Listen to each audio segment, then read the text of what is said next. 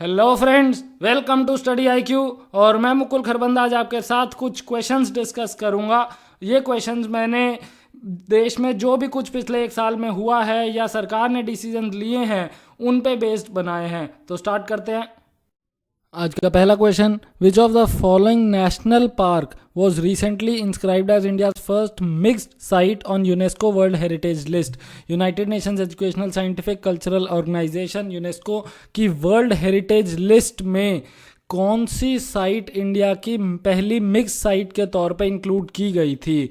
पहला कांचनजोंगा national park जो कि सिक्किम में है, दूसरा रानथंबोर नेशनल पार्क जो कि राजस्थान में है, सी बल्फकराम नेशनल पार्क जो कि मेघालय में है, और D mount Harriet national park जो कि अंडमान एंड निकोबार आइलैंड्स में है। तो इसका सही आंसर है ए, कांचनजोंगा नेशनल पार्क सिक्किम में। इसे रिसेंटली मिक्स साइट के तौर पर यूनेस्को ने अपनी वर्ल्ड हेरिटेज साइट लिस्ट में इंक्लूड किया था। मिक्स साइट का मतलब है कि ये कल्चरल साइट के तौर पे भी इम्पॉर्टेंट है और नेचुरल साइट के तौर पे भी इम्पॉर्टेंट है। यूनेस्को की एडवाइजरी बॉडीज़ हैं दो, एक international union for conservation of nature और दूसरी international council on monuments and sites. ये दोनों एडवाइजरी बॉडीज़ यूनेस्को की 21 मेंबर की वर्ल्ड हेरिटेज कमेटी को रिकमेंडेशंस देती हैं और इनकी रिकमेंडेशंस के हिसाब से इन रिकमेंडेशंस पे बेस्ड यूनेस्को फैसला लेता है कि किस साइट को वर्ल्ड हेरिटेज लिस्ट में इंक्लूड करना है और किसको नहीं करना इस लिस्ट में। अब आगे बढ़ते हैं। Second question, recently India gave its approval to raptor MOU। Raptor का मतलब होता है बड़े बर्ड्स ऑफ प्रे, जैसे eagle, vulture.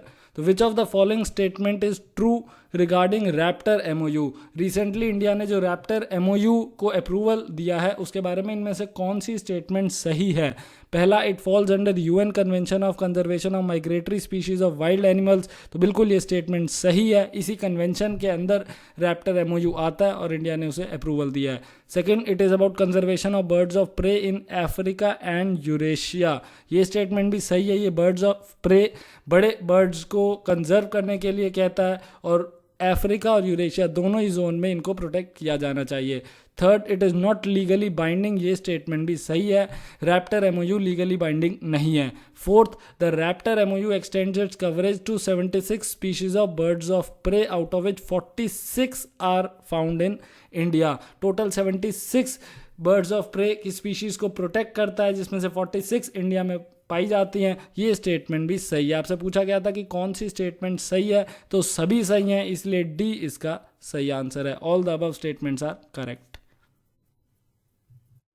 Third question, which of the following is not among the Ramsar sites in India? इनमें से कौन सा इंडिया में तो है पर रामसर साइट्स में इंक्लूडेड नहीं है? पर ये क्वेश्चन का आंसर देने के लिए आपको ये पता होना चाहिए कि रामसर साइट्स होता क्या है।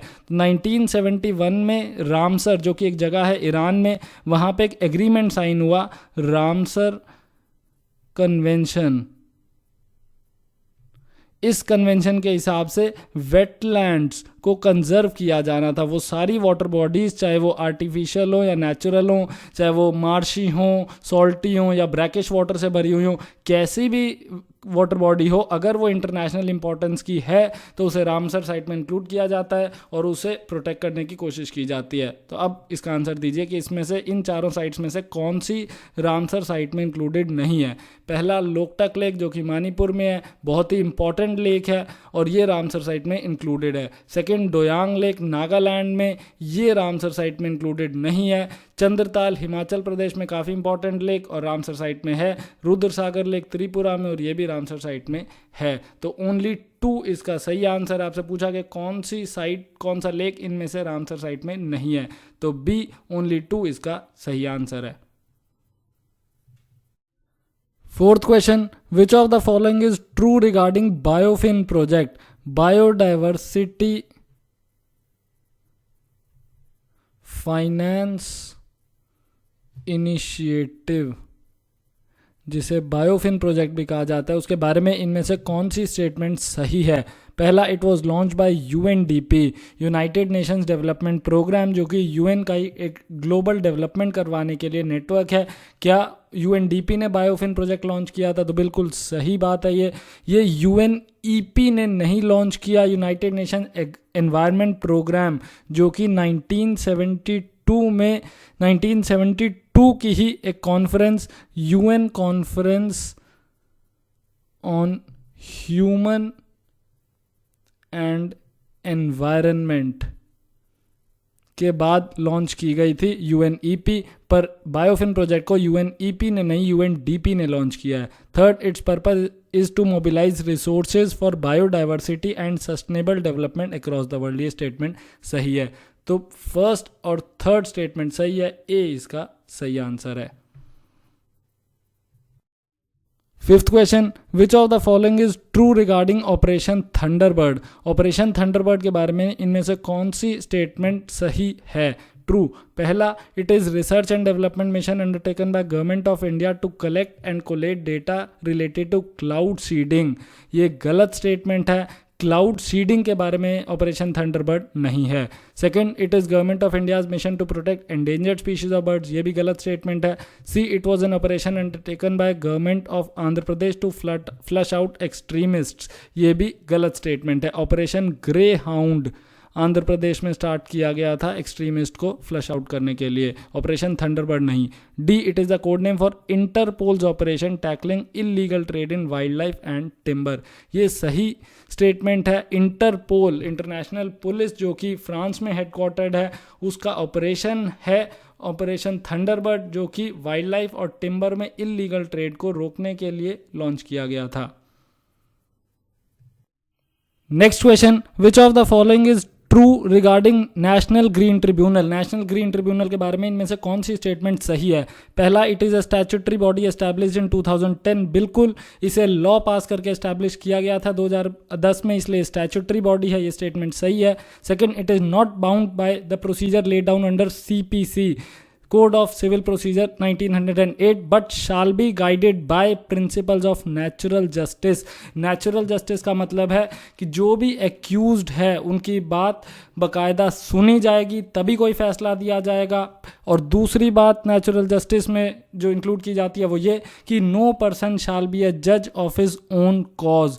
कोई भी पर्सन जो फैसला सुना रहे हैं वो आरोपी नहीं होने चाहिए, तो ये स्टेटमेंट भी सही है। Third, in order to be appointed as the chairperson of the tribunal, a person must have been a judge of Supreme Court or Chief Justice of any High Court. ये सही है। ये स्टेटमेंट क्वालिफिकेशंस के बारे में बताती है जो कि किसी भी पर्सन के पास होनी चाहिए ताकि वो एनजीटी का चेयरपर्सन अपॉइंट किया जा सके। तो सुप्रीम कोर्ट का जज या फिर किसी हाई कोर्ट का चीफ जस्टिस होना जरूरी है ट्रिब्यूनल का चेयरपर्सन होने के लिए। Fourth, the number of full time expert members has to be not less than 10 and not more than 20। 10 और 20 के बीच में एक्सपर्ट मेंबर्स होने चाहिए। दो तरह के मेंबर्स नेशनल ग्रीन ट्रिब्यूनल में होते हैं, पहला जुडिशियल मेंबर्स और दूसरा एक्सपर्ट मेंबर्स।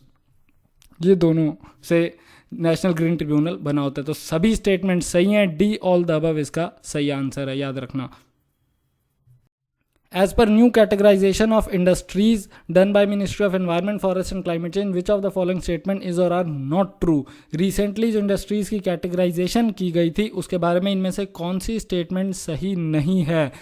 इसको आगे देखने से पहले कुछ चीज़ें जान लेते हैं कि रिसेंटली जो क्लासिफिकेशन की गई ये पॉल्यूशन इंडेक्स के बेसिस पे की गई, और ये पॉल्यूशन इंडेक्स कैलकुलेट किया जाता है कुछ पैरामीटर्स के बेसिस पे। वो पैरामीटर्स हैं कि इंडस्ट्रीज़ कितना एमिशन करती है, कितना धुआं करती है, कितने एफ्लुएंट्स छोड़ती है पानी के अंदर, कितने वेस्ट जनरेट करती है, या फिर कितने रिसोर्सेज को कंज्यूम करती है। इन सभी के बेसिस पे जो पॉल्यूशन इंडेक्स कैलकुलेट किया जाएगा उस हिसाब से इंडस्ट्रीज को 4 कैटेगरीज में बांटा जाएगा। पहला रेड कैटेगरी, दूसरा ऑरेंज कैटेगरी, तीसरा ग्रीन कैटेगरी और last white category.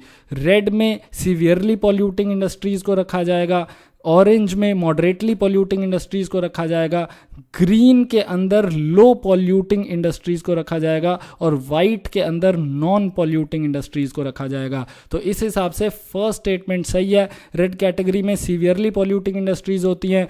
Second statement भी सही है, ऑरेंज कैटेगरी में मॉडरेटली पॉल्यूटिंग इंडस्ट्रीज होती हैं। थर्ड गलत है, वाइट कैटेगरी में नॉन पॉल्यूटिंग इंडस्ट्रीज हैं, लो पॉल्यूटिंग नहीं है। और फोर्थ स्टेटमेंट भी गलत है। तो इस हिसाब से आपसे पूछा गया था कि नॉट ट्रू कौन कौन सी है, थर्ड और फोर्थ गलत है, डी इसका सही आंसर बैठता है इस हिसाब से।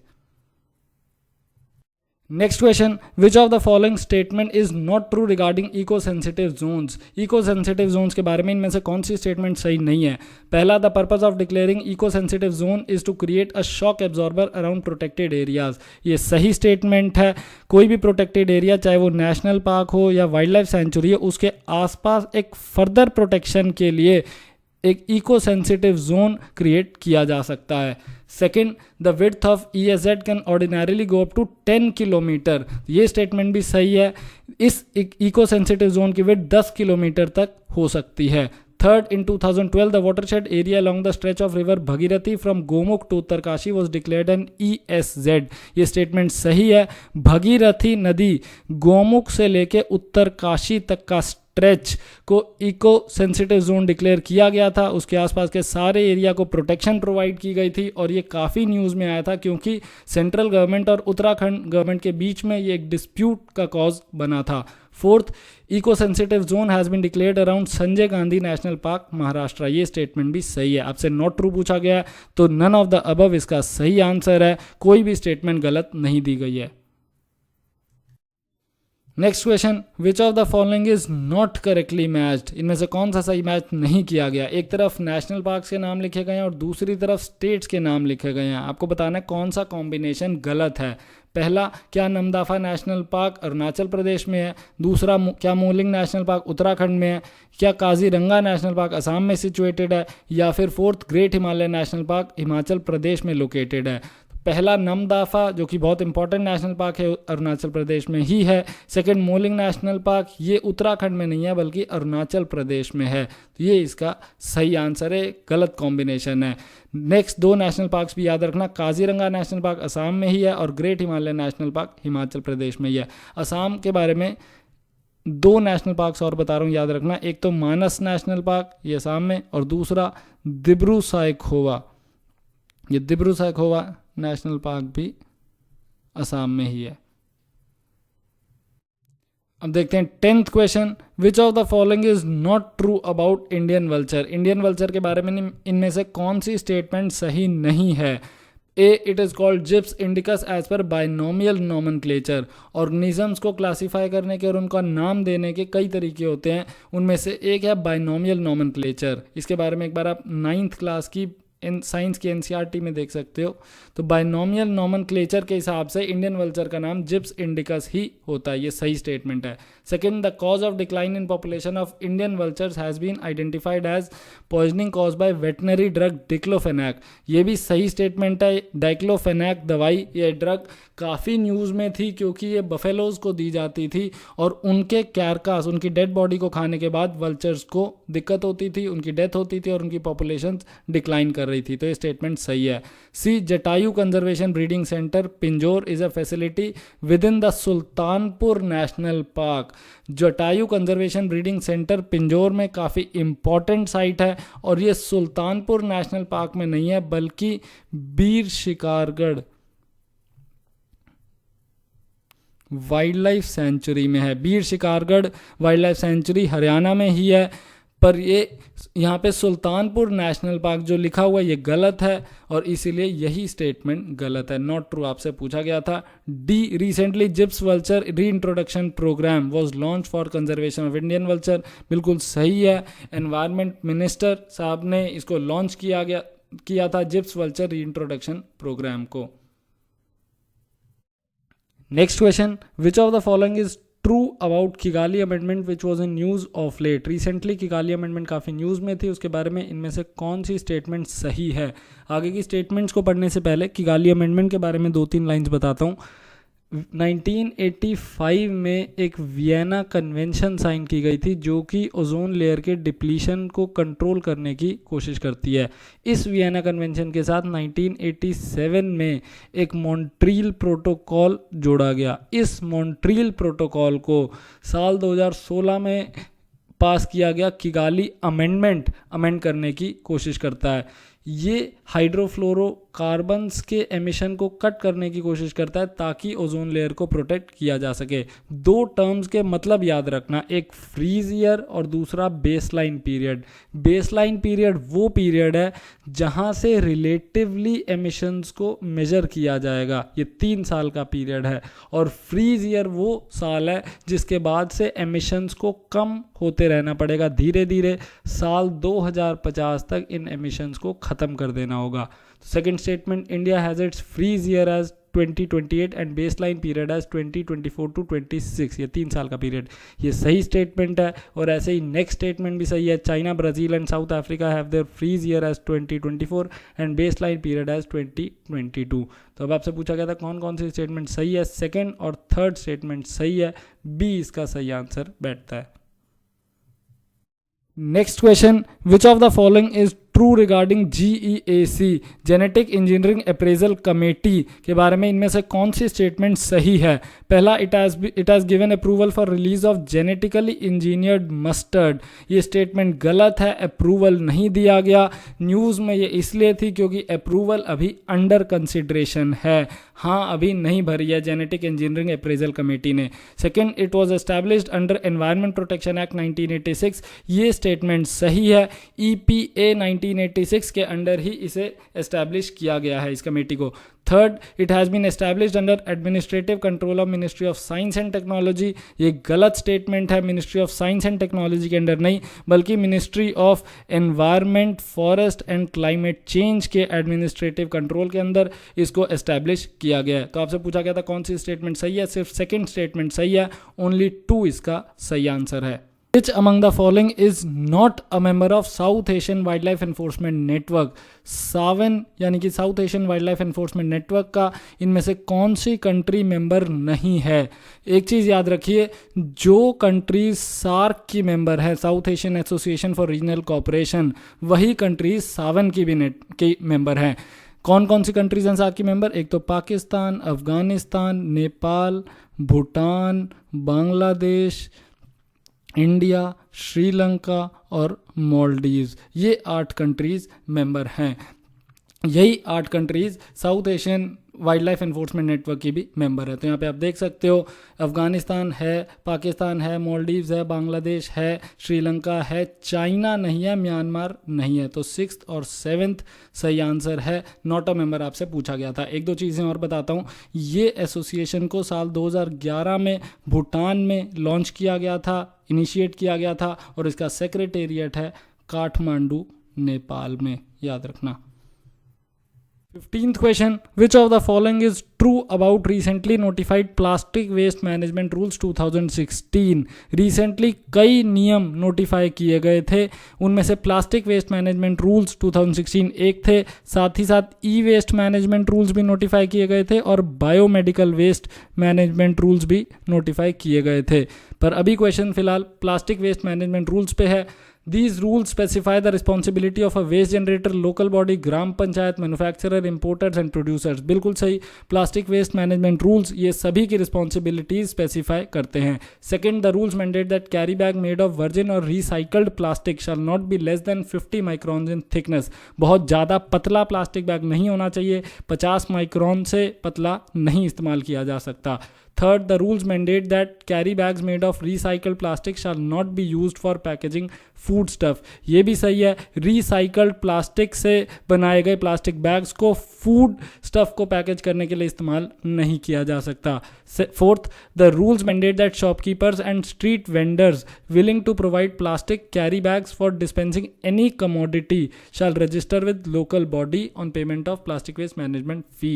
जिस किसी को भी प्लास्टिक बैग का इस्तेमाल करना है, खाने के लिए तो नहीं कर सकते, फूड स्टफ के लिए, खाने के अलावा अगर किसी चीज़ को कैरी करने के लिए करना है तो उसके लिए परमिशन लेनी पड़ेगी वहाँ की लोकल बॉडी की, जो भी पंचायत है या म्यूनसिपैलिटी है, उनसे पहले रिटर्न में परमिशन लेनी होगी। तो सभी स्टेटमेंट सही हैं, ऑल द अबव इसका सही आंसर। आपसे पूछा गया था कौन कौन सी स्टेटमेंट सही है।